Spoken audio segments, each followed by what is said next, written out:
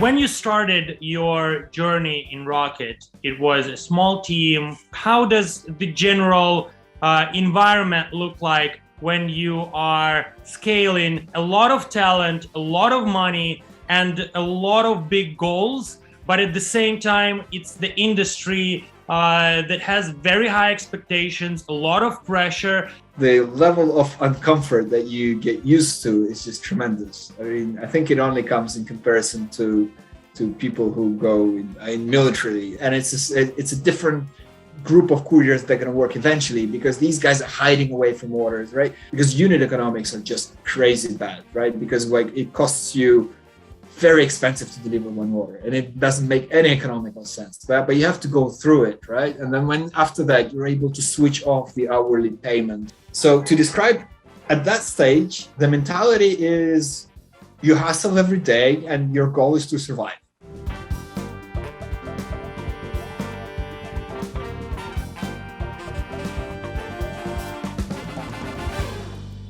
There was a moment, the idea of expansion came from the top. I would say it comes from the investor who has pretty good vision, I suppose. It's a good idea.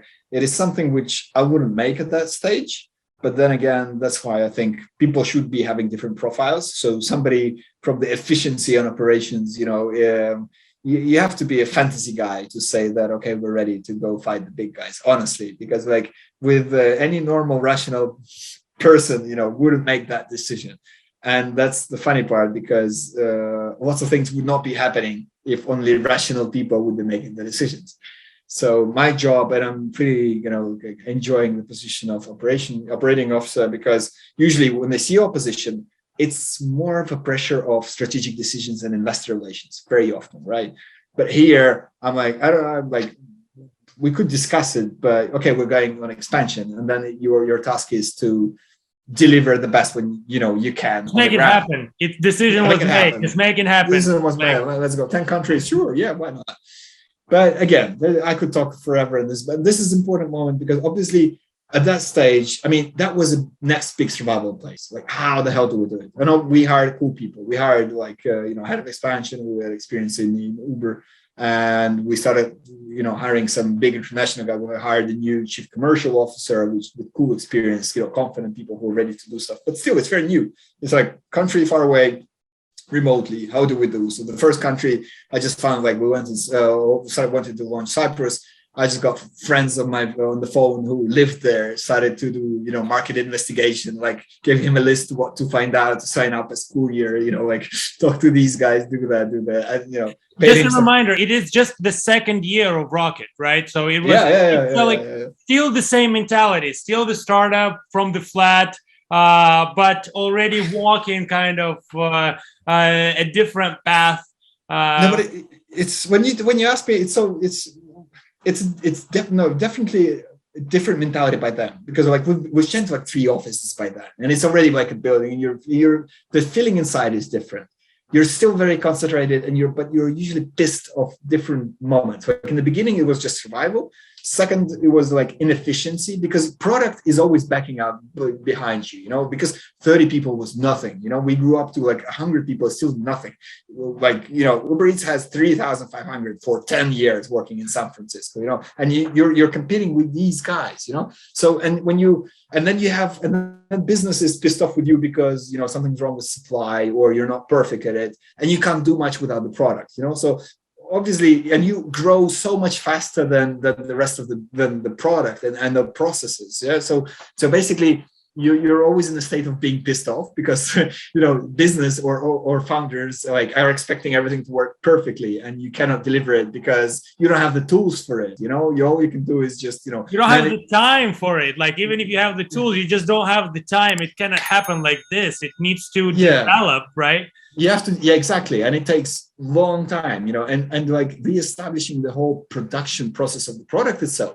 It's not just hiring people. It has to be, and you have to learn it from the beginning. I mean, you can't just hire one guy who can perfectly build up the team. So you have to create and understand, what does the product do? What do the IT guys do? How do you structure the teams? Do they just do the functions that I, as in operations, can give them? Or should I give them metrics, but they're not mature enough to take the metrics? They don't know the industry enough. and we have this, fire going on that you have to take out like today. So they basically start making functions that I tell them to do, and they're not doing them fast enough. And at the same time, I'm still blamed for, bad like click to eat time, which is time from the moment you order until you order food, And it's like, and this has, and like not enough couriers, everybody's screaming at me. So we do everything again to add another 300 couriers. And then the next day, there's like 200 couriers sending without orders. So I'm panicking. I'm pushing on marketing, give me the orders because my courier is going to go away tomorrow. So all this, it's like a child who's overgrown into a big man straight away without learning how to be a big man, and it has to go along the way. And nobody is mature enough to take it as normal. So everybody sees you as a big man, and okay, well, you have to act normally. Why are you not going to the job? Well, yesterday, you're like, I don't know how to walk yet. You don't have the tools for it. So and it goes on every day, and every department has to develop and start. So some people come, some people go, some people leave, but it starts to take structure. And the first weekly meetings, which we organized on Wednesday, first was like a gathering around one table in a flat, and then it appeared into a structured process with a few tens of people, with timing and reporting. And it's, I don't know, and when you ask me like when did it happen, I don't know. You can't say one moment, it's step by step, brick by brick, but in 2 years you appeared to like this big machine. So yeah, the first launch was kind of still in a big experiment, still the feeling of okay, cool, let's do this, right? And we hired people, from far away. We organized a legal entity and we launched it without very much understanding what are we trying to achieve and what are we trying to do. But fast forward to now, which is a very different state of mind for the business, and I guess the leadership now, is because we got into this big, huge fight without asking ourselves, what are we doing? Because like the founders and investors said, okay, let's do it, right? And we all, like when you're teenagers and somebody says, let's go do something crazy, like you're not sure why you want to do it, but like, okay, let's go. Yeah, let's go. Yeah, let's go. Fun. Yeah. The more dangerous, the better, right? Yeah. And then you're getting a little more sober, and you're somewhere you don't know what, and you're naked and you're like, well, what am I doing here? So this is something alike, right? So we got into these countries, but now you're in a big game, which lots of now when you don't understand, when you're in Ukraine and when you're doing tremendous, obvious next steps, like conquering the market share and developing your product and making your stand for it and getting your unit economics better, it's all pretty clear. When you're getting into expansion, you're getting into much tougher market with already established guys, which more complicated unit economics. This is not, because you're on top, you overspend in the beginning, even more than in Ukraine, because you have to attract, you're not efficient on your couriers, you have to pay a lot of money. And you start asking yourself questions, right? Okay, well, what is the right strategy to go? And what is the final goal, right? Because there are lots of companies doing this at the same time, and we're all fighting for this share of what? And lots of these companies are themselves not profitable yet, but some of them managed to get listed on the stock exchange, costing billions of dollars. And some of them are getting smarter and getting pulled out of some markets. But so now it's funny how, this process became a little sobering to us, I guess, because because expansion, first of all, it costs money, right? And it's not a bad thing that it costs money. It's a natural thing that it costs money. Okay. Definitely. It makes sense, right? When you go into European countries and you do big things. But the thing is, you have to have an understanding of how much are you willing to spend and what's the final goal, right? Because theoretically, you can spend endlessly there. So you have to have a strategy and understanding where to go. And I think this is very important because there is a new hype in the market with all the 15 minutes delivery and the groceries delivery, and it's crazy. More than a lot of people about it. And we do understand that the unit economics are at least to say under question there, and millions and billions are flying around. But we who are in this industry and in this startup mode, it's still important for us to find answers for ourselves personally and for the business. Like, what's the mission? Where are we going? Where is this going to come up to something which is going to be sustainable and useful? because for society it's definitely useful, because startups, I think, has taken part what before the military industry was for the countries. It was obviously bad, but because of pumping up the money, they were coming up with some cool solutions that were later used for the community. Oh, right? yeah. Startups now today are in the same mode, right? So they're pumped up with billions. We definitely do. Life in our city became way better after, you can get a car in 3 minutes. The pricing is pretty cool because everybody's competing. You're going to get food in your 30 minutes. You'll soon be able to get groceries in 30 minutes. So it's amazing for the community in general, but for the business itself, for the people who are involved, especially in leadership positions, like once you have the experience, you're not as fond of just growth for the sake of growth. It's very interesting to find some more deeper answers, which the businesses themselves have to answer for themselves. Like, why are we doing this? What's our vision? Are we just grabbing a piece because we see a possibilities there, which is a nice case in the beginning. This is what happened to Rocket. It was a possibility. It was a possibility for the founders, the found investor, and then it was a possibility of the COVID, of the Uber coming out, Uber Eats coming out from the market. It's just a bunch of possibilities, but it doesn't answer you, okay, what's the purpose? What are we trying? Are we doing a profitable business? Are we solving a problem that nobody else solved? And I guess we are living today in reality where this question can be answered on the go. More than that, it's probably the only way to do it. Because I think why these companies are still getting funds is with the scale, with the frequency of user coming back to your app, there's a good assumption that you're going to make and find extra revenue streams, and you're still going to optimize on the way to go. Definitely all these number of players are not survivable because, just the presence of extra players and the competition within will undermine the possibility of going profitable because they will be just competing all the time for the share. So I think consolidation of the market is just the only way to go. The hype has to, a little bit come down and eventually, like any hype, it has stages and it will steady down. The business is here to stay for sure, but it has to be more, let's say the weights have to come more on the company side also. For now, it's only on the consumer side, trying to, attract more, but then the business itself has to find balance. Whether the way is to go into super apps, into ad services, I'm not sure. It could be a question of mentality. Like Asian guys love it, right? They want all their life in one app. And if it works for them, good. I don't know. Will it work for European guy or Eastern European guy? I'm not sure. Maybe specialized, like apps are still a way to go, but definitely to find, we were recently having a strategic session for Rocket, and we were brainstorming so many of these cool ideas, trying to find how do we want to do in 3 years and 5.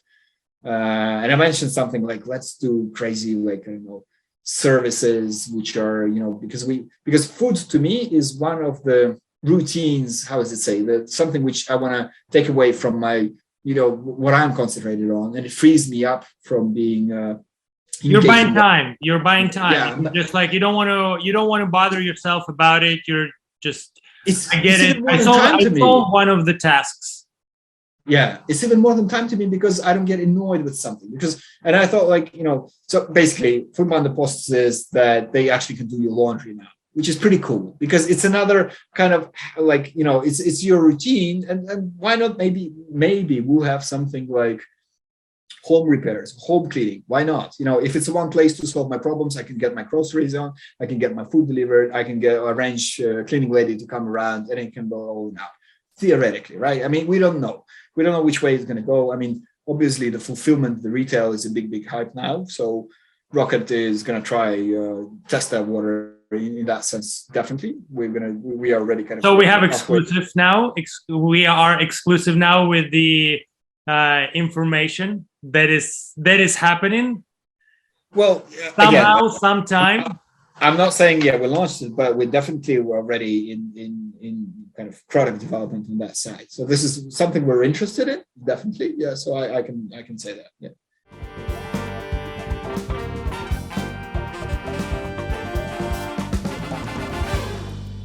Awesome, but we still got a little bit carried away with the fantasy where it's going and how is it going to be. But still, from the perspective of a manager story, because a manager story, there are a lot of founder stories, right? Like founders grew up from nothing, had this amazing idea, somebody trusted, gave $1 million. But from the manager perspective, you mentioned a very important point of understanding the goal and walking the goal, like going somewhere, and what is the strategy? Why are we doing it? Why are we entering 10 markets, 100 markets? Why are we growing?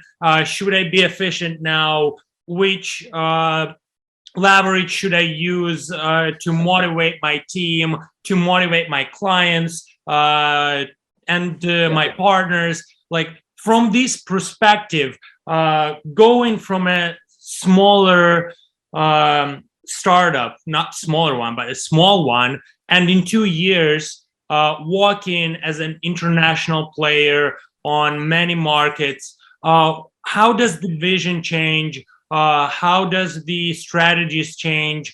And what is important for you and for the team? And how does it affect, in general, the startup life and the growth of the venture? Again, a lot of many questions, but the main idea is this vision and the goal. You said that the strategy of the expansion, the vector of the expansion, is super important. How does this affect, and what are the possibilities? For example, from the perspective of your previous experience in Foodpanda and now in Rocket, or from what you see now and what you're walking now, maybe you could show some vision of the manager who is actually executing it every day. Okay. Yeah. These are very kind of, questions that resonate to me, because, and I think like any leadership manager in venture capital, is asking himself the same questions. And why is this important? Because when I describe the early stages of Rocket and how it is moving and what motivates you, you're so much into the survival mode that it takes you up so much that there is no even time to think. You either survive or not. You're not asking yourself why, because the answer is obvious.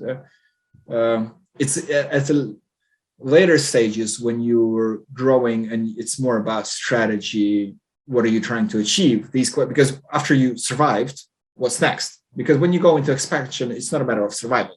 It's a matter of what are you doing? Like, if you don't do it, you spend less. So, and this is what I'm going to say is going to be just my opinion, because I think this is where the unity of founders and C-level, you could say, or leadership is very important, and having one mission, vision that the people themselves very much believe in before the company, actually, right? Because we've already discussed the company, well, it's going to a new sphere. The goal of the company is to find a way to be eventually profitable, but alongside playing this wave of growth, which already is selling into the mindset for us that it's possible. You grow first, in the process, you find the ways, maybe pivot inside a little bit to add like additional revenue streams, whatever. So then it's about, any business is about people, and it's really, you're going to be fighting for a cool talent eventually. And sometimes it's amazing how easy you can drag someone from pretty, experience from other companies. When we do that sometimes when we now go into expansion, we, through connections and knowing people, we find someone strong, and which tremendously helps you. And this is where I think there should be one view and mentality from founders to the team. Like, what are you trying to achieve? And understanding your key people, what are they fond of? Are you fond of building? What are we building? If we're coming into the new market, are we trying to get a share of it? What's the purpose? I know I'm asking more questions than giving you answers, but these are the guiding questions that should be asked before, and the answers of it should be drawn down.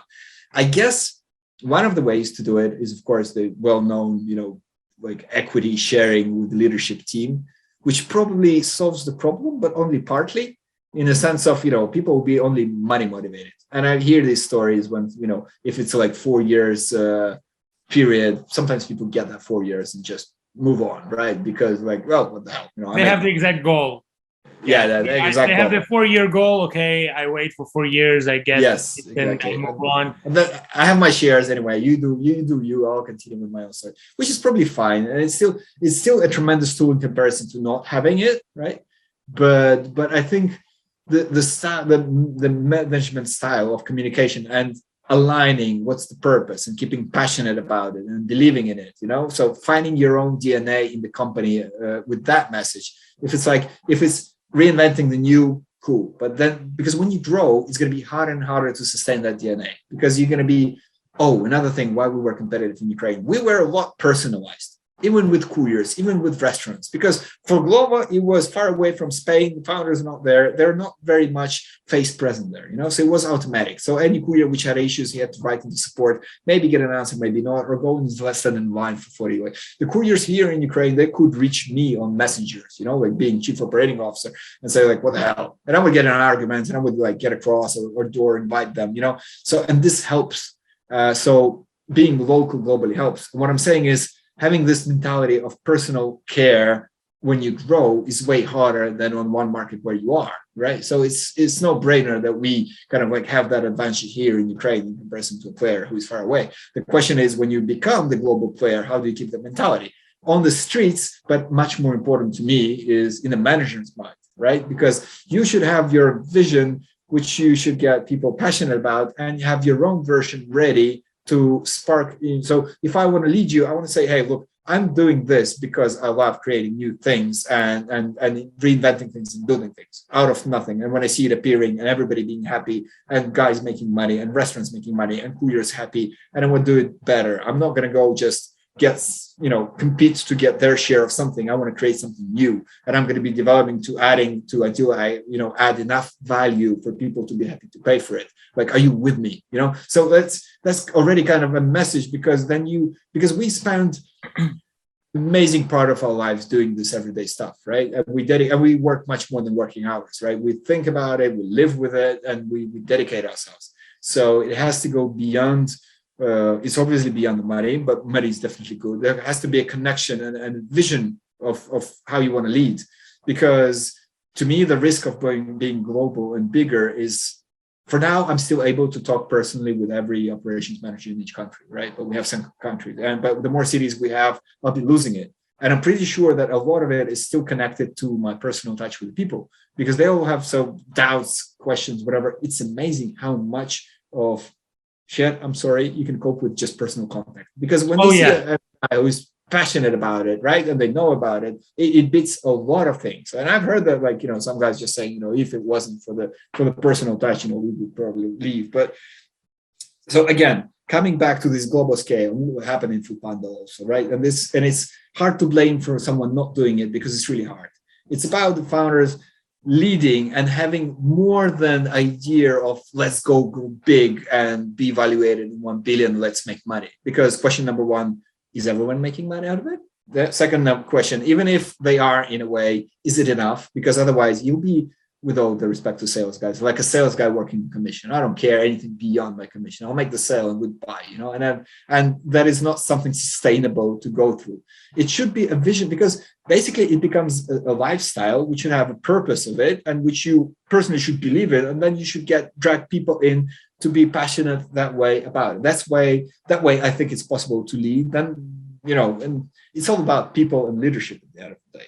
I'm sorry if I gave such a vague answer to it, because I perfectly get it. Like, well, basically the main idea, and correct me if I understood you wrong, but what you're saying, and I think it's very important, that inside of every business and behind every brand, behind every expansion strategy, behind every goal and role and idea and dream, it's all people. It's all about people who are working and communicating and doing steps to make things happen. And the biggest challenge of this whole expansion and all these big steps that actually turn out into opening new cities, getting new partners, getting new investments,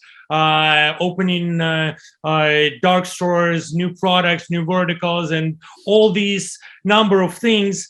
The biggest challenge, if I get you right, is actually keeping the core soul of the of something that was right in the beginning, which is the personal contact between people, the understanding of the goal, the personal communication, and keeping the fire in the people, which cannot be measured by money, but having the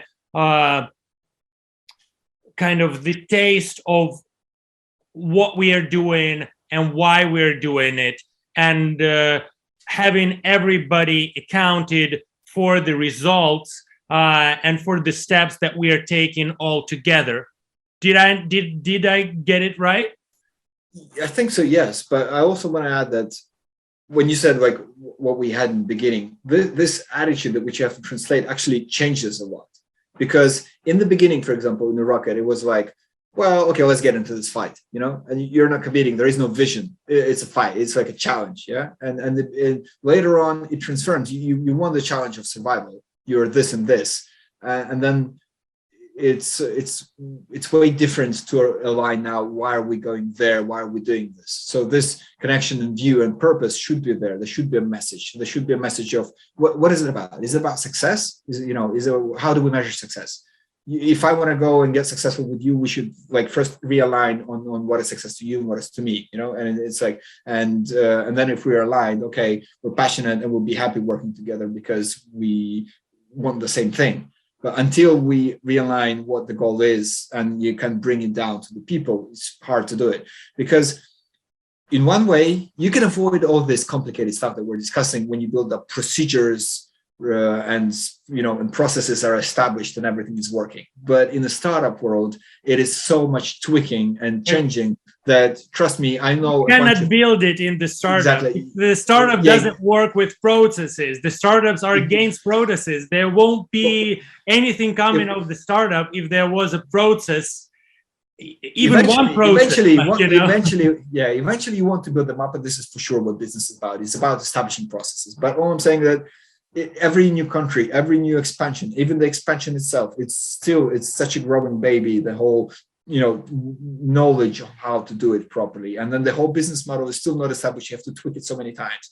So until then, it's all about people. And usually it's a bunch of, on each level, it's not so many people. And it's so important to keep them in the loop, in the game, in knowing, and to be really believing what you're doing, being passionate about it. And I can't even stress more the importance to it, right? Because and I believe that the successful companies find amazing ways to do it one way or another, through sometimes very good HR processes, including, right? But still we're talking about a group of people who you can change the game over and over, and you have to be super aligned with them. If you're not doing that as a manager, and that is applicable to lots of managers, like even if you're a middle manager, you have your own leaders who you have to that much aligned with. It's not only the kind of the CEO guy.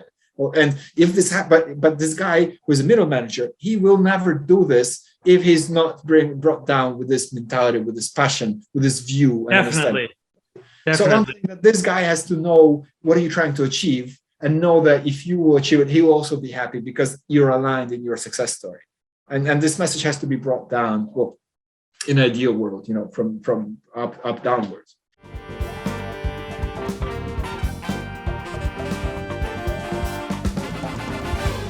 Beautiful.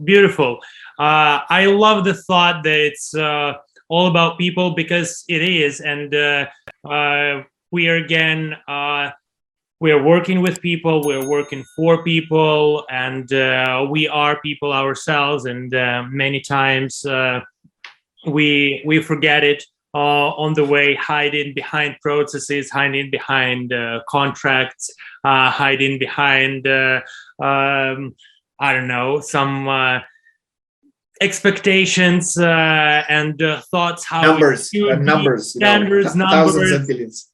Definitely something how we imagine it in ourselves instead of actually trying to understand what your team members, what your partners, what the people on the other side actually feel and believe in. And do you actually understand the stuff the same way? And are you walking the same path? Do you have actually the same goals that you're achieving? Because there can be two people who can be talking about the same thing, but thinking about completely different and walking the opposite ways.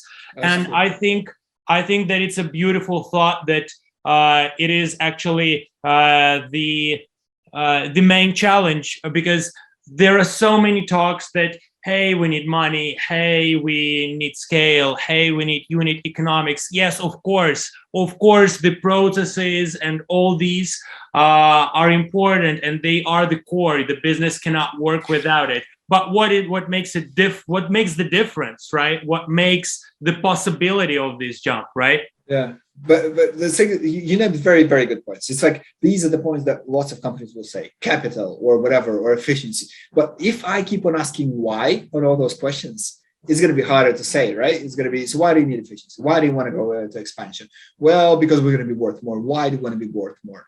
Like, because if and it's funny, in the end, you're going to have to answer basically to your identification of success. And because in some way, and sometimes people are either ashamed, I don't know why, but why are we so hard at identifying success and finding our own, partners? Because this is what we should be. This is definitely, I think, the core of leadership, at least how I know it, is like knowing what success is to you, and most of us want the same thing in one version or another. But and then realigning clearly that, hey, look, is this cool? Yeah, this is cool. You want to achieve this also? Yeah, let's go do it together, right? Because if you like, especially in startups, when it's hard to say sometimes exactly what you need. Sometimes you expect the company to adjust its goals on the go, right? And it's really hard. And how can people do it if they're not realigned on the main topic of success and realigned? Like, I want to be, this is how I want to work. I want to build new things. I want to build successful things. And once we did this cool practice in Rocket, when we, in the C-level, came together and we tried to derive our values, and it wasn't like the company values, but we tried to derive our own values. And some of us are very different, which is very good, because you want different people. Oh yes, chief marketing, whatever. And it was something changed after that, because we were not as close in our everyday kind of communication outside of the office, right? But once we kind of aligned and named what's super important on the deep level to us, like integrity, like building to someone, like creating new stuff, like common success for the people around you. So it's not like use someone or beat someone. It's about success of the partner on the cool year, right? And once we got those aligned, it seems like sometimes it sounds vanilla, but like once you know that these guys want the same thing, something changed. You can talk differently to people after that, because that you may misunderstand what their mood right now is, or they're not happy with something. But if you know that you want the same thing, it really helps you out. And so in a way, leadership is very hard. And on the opposite side, it's very easy. Like anything is, everything is hard until it's easy, right? Because doing that on a global scale, and the bigger you are, the more important it is. Because when the millions are flying around, when you have country managers there, if you're a natural and you can find some kind of contact with them, super. Yeah, but this is also not scalable, your natural attitude. It's something which you should have as a plan. Because again, if you want scale, why do you want it? What's the end goal? Valuation of the company, capitalization. Okay, are you sure this is what drives people? Like, are you sure? Because maybe it is, and maybe you should get the people on board who want capitalization. Then give them out options and tell them, okay, you can make $10 million in the next 4 years, and this is the strategy, right? Then everything makes sense. Or I want to make new. I want to this is important. What do you want to do? I want to create new working. I want to have people working in my office who are just happy to go to office every day. Cool. I like that too, right? That resonates. I want to be a cool working place, because I think these guys, okay, but what do we want to have a success? And when you start kind of, and I think again, and this is kind of something which, again, I'm not saying it has to be like babysitting with every manager that you have and talking it through, but sometimes these things are totally absent. like again, like in Foodpanda's case, I had my own view, which I imagined to myself what was my goal, fighting for break even or whatever. And there was 100% different goal on the top of like maybe impress some investors for the next round. And this is the case, which is an obvious example of total miscommunication to me, because it's not that people will surprise you how much they can do, as soon as they're empowered and when motivation is aligned. You can leave them alone, come back, and they'll do something amazing. But if you're not aligned on the core kind of goals, etc., after these personal goals, lots of things can be set up. Once we have an understanding what is success to you and me, and that we're both going to reach together, setting up a goal of either capitalization, market share, whatever. Set it up and people will find a beautiful way to it. Sometimes that you will be surprised. I don't know. Absolutely. No, we went completely off the script, but this kind of those are core things. It's not just about food delivery. It's not about it's not about on-demand delivery. It's not about it's not even about business. It's about the relationships, which are the main thing from which comes everything. The relationship between the customer and the courier, the relationship between the customer and the brand, between the company and the government, between the management team on all the levels, it's just about being people and not hiding behind the insecurities that make us forget that the key is communication, and it's not about the capitalization after all. It's not about the market share after all, but it's about why purpose. Are we here? It's about purpose, right? This garden circle, what, how, why, and what you mentioned about business and clients, it works the same way. So if you have a message of why you're doing it, like if you're selling the what food delivery, you want food from the restaurant. Well, lots of people do it. If you try to explain how you do it, well, it's an amazing app which shows you only what you eat and not anything else. You want to have it better, right? Or when you say, look, I care about your time. I want you to concentrate on your life, what you want to do, and not spend on any routine. And I'll take off your routine, and this is what my business is going to be about. This is what we're dedicated to. Just use it and be free. It's a different message. It's a why. And then if it resonates to you, I'm just giving a random example, right, of how you can achieve it. But you have to believe in it. And then the same goes to your managers. And then you're like, okay, that's cool. What do you have? And they're like, well, by the way, we deliver food, or by the way, we can arrange cleaning and every other stuff. And you're like, okay, I'm in, right? Because like we draw a goal that we're both trying to achieve, and it's a win-win in result. And then we can do it. And then if along the way you can have a capitalization of 1 billion, good. But that's an artificial goal, right? If you put the money inside there, because we are not spending. Because another story, and I already mentioned it to you outside the video. Like, I just read this information about the guy who sold the Minecraft and for 2.5 billion, and his life became miserable. He doesn't know what to do with it. He went to Hollywood, he started partying, and he's still miserable. So what I'm saying is that it is not the goal. If we were everybody who is doing these startups, tomorrow we became billionaires, we would get in lots of trouble. Because the short answer is, it is not about that. It is not. Because without having the struggle, the path, so it's about the path. So achievements have to be coming in gradually. They have to be gratifying. They have to give satisfaction, right? And it's definitely not the money, because the good example shows that when you give that lump of money, well, usually the life, kind of falls apart because people can't take you equally. You don't hang around with your friends who have any money. You don't know if the girl loves you for the money or not. Lots of problems, basically, right? And you don't have a motivation to wake up and do your job, because what the hell? Why should I, right?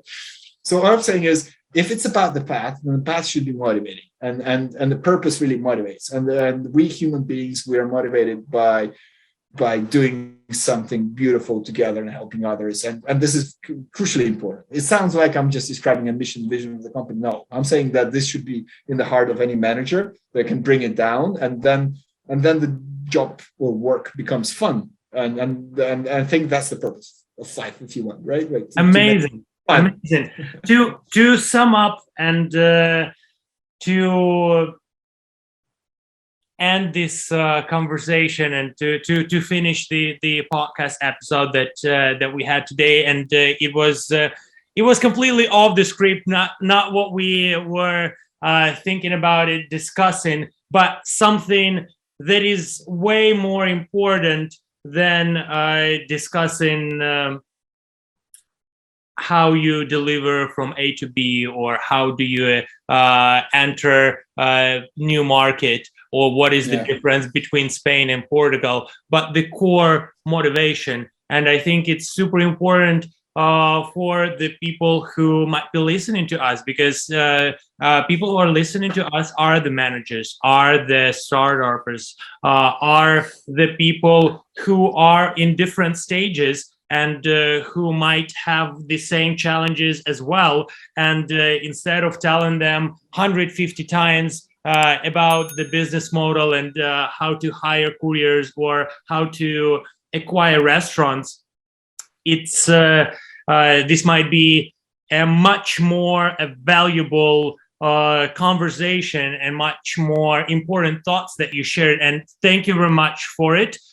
To sum up, if there was one thing that you would recommend for a smaller startup out there, food, grocery delivery, any on-demand laundry, or whatever delivery, or whatever the person is doing or considering doing, from the manager perspective, one thing that would be great if you could share that.